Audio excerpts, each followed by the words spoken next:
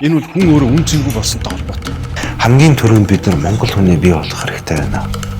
Яг монгол хүн биш, Монголын төлөө гэхэд хэцүү тийм цоо шинэ үе гарч ирэх магадлал бас байна. Эцгийнхээс хүүхдийг төрүүлдэг болохоос ш яг монгол иргэн хүнийг бол төр бүтээдэг юм аа. Тэр шинжилэл, ардчлал тэр гэдгийг бол бүгдийг нь харцсан.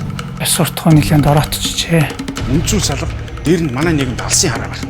Боловсон хүчний бодлого хялбагдсан. Мэргэжилтэй боловсруулалтаа салбарын мэргэжилтнүүдэд бол энэ улс орны шийд гаргах төвшингийн ажлуудад үнэндээ хаалттай. Ханцуун дотроо наймаалцдаг ийм жишг тогтцоод байгаа. Одоо яг үннийг хэлэхэд бол мэрэгжил мэдлэгээрээ бол хүн шиг тийшээ гарахгүй байгаа байхгүй.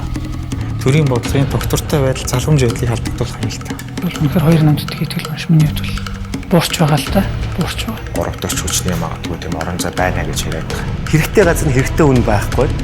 Чадвар нь багтаа хүсэл нь ихтэй тийм хүмүүсүүд л томлоод байгаа. Зөв газар нь зөв хүнийг байршуул. Цоо шинэ үе гарч иж хийнэ гэж бодож байна. Монгол улс бол тийм бус заяар харьцсан улс үндэстэн биш л дээ. Заавал босч ирнэ. Итгэлтэй байл.